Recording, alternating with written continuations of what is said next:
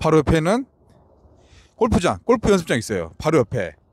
여기가 굉장히 큽니다. 보고 좀 더 깜짝 놀랐는데, 여기는 이제 여기 집주인은 여기를 마음대로 이제 이용할 수 있다는 거죠. 여기 또 보시면 이 중간중간에 이걸 뭐죠? 테라스라고 하죠. 이 중간 공간, 이런 공간들이 이쪽에 이렇게 이제 영산강 뷰가 잘 보이네요. 여기서는. 여기는 영구 조망이 나올 것 같아요. 이쪽이. 가격대가 좀 비싼 이유가 좀 있을 것 같아요. 여기 영산강 뷰 첨단 보시는 방면으로 첨단 방향의 이 방면이 보입니다. 여러분 안녕하세요. 헤럴드 경제 서인조 기자입니다. 자, 오늘 지금 온 아파트는 힐스테이트 신용 더 리버. 여기가 1647세대 이 대규모 아파트 단지입니다.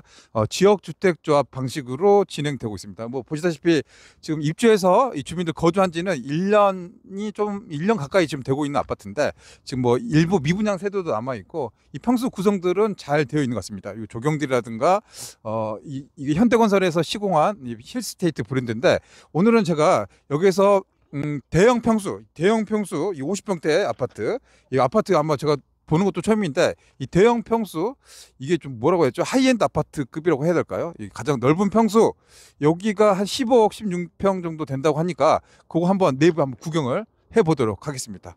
출발해서 한번 같이 구경하러 가시죠. 펜트하우스에 도착을 했습니다. 여기가 한 53평형 정도 되는데, 가격으로 한 10억 정도? 그 정도의 가격대, 이 분양가라고 하는데요. 아직은 좀 미분양으로 남아있다고 하는데, 실내 모습 아마 처음 보시는 분도 계실 것 같아서 저와 함께 안의 모습들 살펴보도록 하겠습니다. 이 첨단 2지구 바로 건너편에 위치한 신용 힐스테이트. 지금 입주한 지는 1년여 정도 지났습니다. 여기 이제 대형 평수 펜트하우스, 여기가 이제 여러 평형들이 존재하는데 20평대, 30평대 대부분 조합원 아파트이다 보니까 조합원분들이 가져가신 것 같고요. 나머지 대형 평수 일부 세대가 지금 미분양 남아 있어서 이제 할인 분양 파격 혜택 그런 조건 변경들 정책이 들어간다고 합니다. 여기는 지금 좀 보기 힘든 곳 갔다 가서 여기서는 가장 하이엔드, 가장 이제 면적도 넓고 여러 가지 편의 시설 확충이 된 이곳 시설입니다. 이 가장 꼭대기층에 있는 곳인데, 이 조망들이 되게 멋지네요. 같이 좀 더 돌아보겠습니다. 53평 세대가 뭐 두 가구 세대 가족들 살 수 있을 것 같고요. 여기서 보시면 조망이 멋지네요. 저도 첨단 2지구에서 10년 가까이 살았는데, 거의 라인들 바로 저희 살았던 아파트 라인들 바로 위쪽 세대수가 꽤 많죠. 1647세대 이 조합원 아파트 대부분 좀 들어가 있고, 일부 세대 이제 미분양 남아 있는데, 여기는 여기 한 7세대 8세대 정도 이렇게 이제 넓은 면적 50평대 구성이 되어 있습니다. 여기서 말하는 하이엔드 아파트 이 실내 모습들이 갖춰져 있습니다. 일반 이제 우리가 보는 아파트하고는 좀 다른 형태의 구조라고 보시면 될 것 같고요. 화장실, 여기는 화장실이 한 3개 있을 것 같은데요. 저희 화장실, 중간 화장실 이렇게 구성되어 있어요. 이 방도 한번 들어가 보면 이렇게 이제 뭐 북박이 장력이 되어 있고, 여기 이제 좀 작은 방이죠. 작은 방. 여기도 이제 뷰를 여기 좀 보여주게끔 형성이 되어 있습니다. 뭐 첨단 쪽에서 하남 산업단지 방향, 이 상무지구까지 전망이 됩니다. 이 경치는 되게 멋지게 구성이 되어 있네요. 뭐 돈이 좀 비싸죠. 그래서 비싸서 여기 또 다른 안방 공간 같이 나와 있는 곳입니다. 이렇게 구성이 되어 있습니다. 이 방은 지금 여러 개네요. 지금 보니까 또 하나, 둘, 한 4-5개 정도 벌써 방이 구성이 되고요. 밖으로 좀 나가 보도록 하겠습니다. 이 아파트가 가장 눈에 띄는 게 일반 아파트와는 좀 다르게 밖에 이렇게 넓은 공간이 있습니다. 테라스 공간이라고 하죠. 여기 보시면 여기서 이제 뭐 바베큐 이렇게 구워서 먹고 가족들 회식하고 이렇게 막 그냥 놀고 그냥 그런 장소가 될 것 같고요. 근데 골프 때문에 이제 소리가 너무 가깝게 들린다, 이제 그런 이제 처음에 민원도 있었는데, 지금 좀 소리 들어보면 골프 소리가 좀 들리긴 한데 뭐 그렇게 크게는 들리지 않는 것 같습니다. 단지 내 이제 조망이라든가 조경들은 여기 아파트가 잘 돼 있어요. 보기 좋은 것 같고요. 여기 이제 이쪽으로 보면 첨단 단지, 첨단 3지구.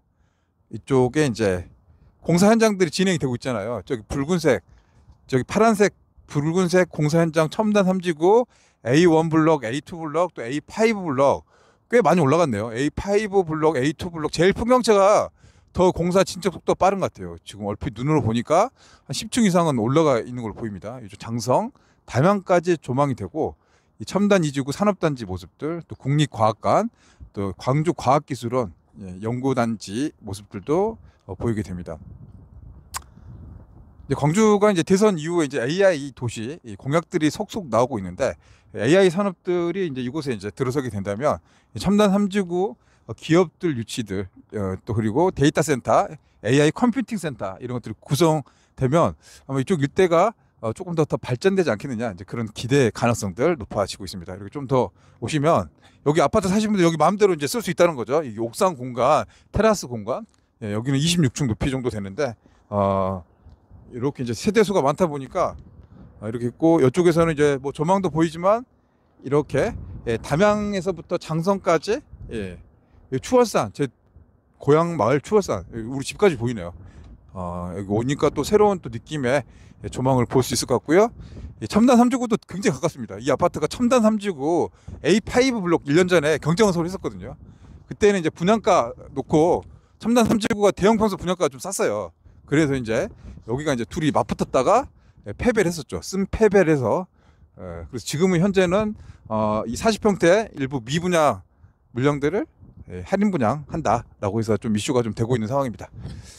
자, 여기까지 지금까지 신용 힐스테이트 여기 지금 50평대 하이엔드죠. 10억대 중반 정도 되는 고급 아파트 이 모습들을 살펴봤습니다. 구경했습니다. 자, 그럼 여기서 이제 인사드리고 다음 소식으로 넘어가도록 하겠습니다. 조경들을 좀 살펴볼 건데 제가 입주 전에 여기 몇 번 왔었는데 사실 1년 정도 지나니까 되게 이제 조경 이런 것들이 1년 사이에 또 나무들이 많이 자란 것 같고 조경은 정말 잘 되어 있는 것 같아요. 이거는 인정.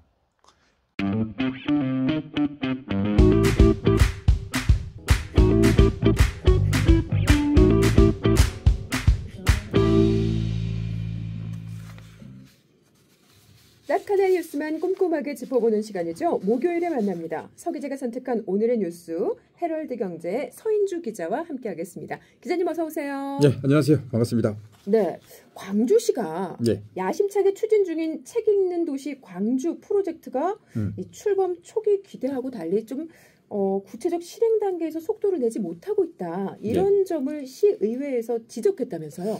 여러분들은 이제 그 광주 상무지구의 소각장 하면 대부분 시민들이 알고 있어요. 근데 그 소각장 이제 가동이 중단돼서 여기에다가 도서관을 만드는 사업들을 진행하고 있습니다. 맞아요. 이게 이제 뭐 예정대로 사업대로 잘 진행되면 우리 한강 작가를 배출한 광주다 보니까 여기에는 좀 의미가 좀 컸을 텐데 요즘 이제 건설 경기가 좀 어려워지면서 이 대표 도서관을 짓던 이 건설사가 힘들어지기 시작한 거죠.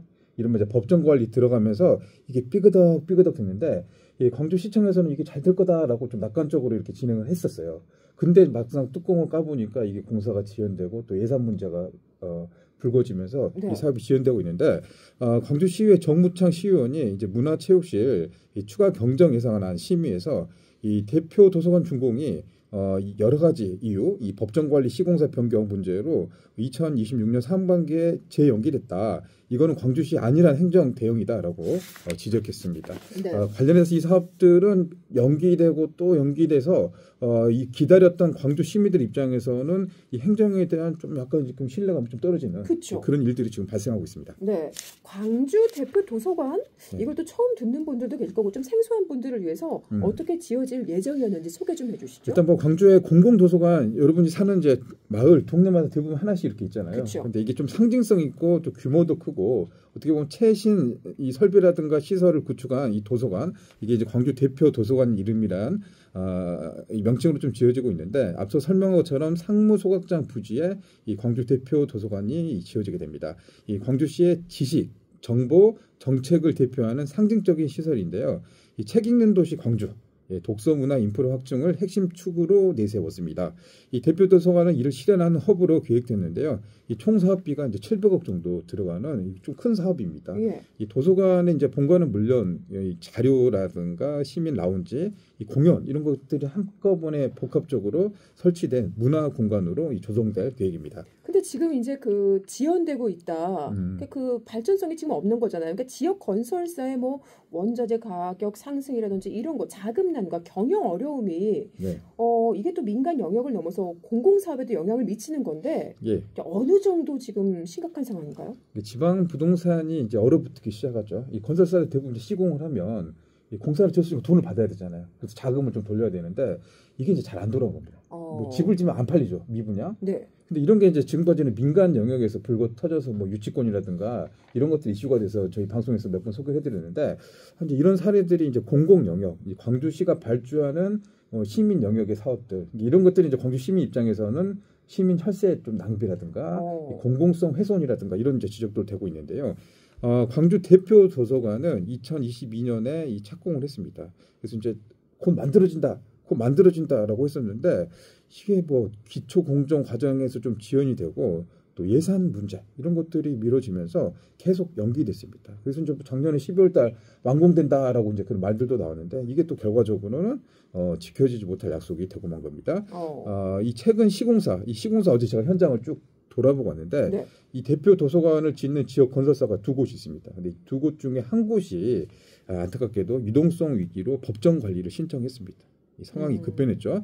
이 광주시는 화도급 피해 방지와 시공사 변경 절차를 이유로 또다시 일정을 조정했습니다. 그래서 내년 상반기 목표 시점으로 제시했는데 결과적으로는 2년 이상 이 준공이 늦춰졌는데 지금 이렇게 연기됐는데 또 내년이라고 또 이게 또 확실히 또 지켜진다는 약속을 좀 할 수도 없는. 그것도 확정적인 말은 할 수가 없는 거고요. 예, 그래서 좀 그런 사례는 좀 우려스러운 대목이죠. 이렇게 계속 되다 보면 저도 이제 듣는 입장에서 한숨이 나오잖아요. 그렇죠. 그러니까 뭐 기대했던 시민들 사이에서 약간 실망의 목소리가 많이 나올 것 같아요. 맞습니다. 저도 이제 도서관 굉장히 좀 중요한 자원이라고 생각하거든요. 그렇죠. 저도 이제 저희 동네에 있었던 도서관 자주 가는 편인데 최근에 우리 광주 출신의 한강 작가께서 이제 노벨 문학상을 수상했잖아요. 그래서 이제 광주가 문학의 도시, 인문학의 도시. 그래서 이제 이런 시설에 대한 투자들, 인문학에 대한 투자들도 높았습니다. 근데 결국에는 좀 말로만 너무 이렇게 좀 이렇게 붐업을 시켰고 네. 결과는 좀 받쳐주지 못하고 있다.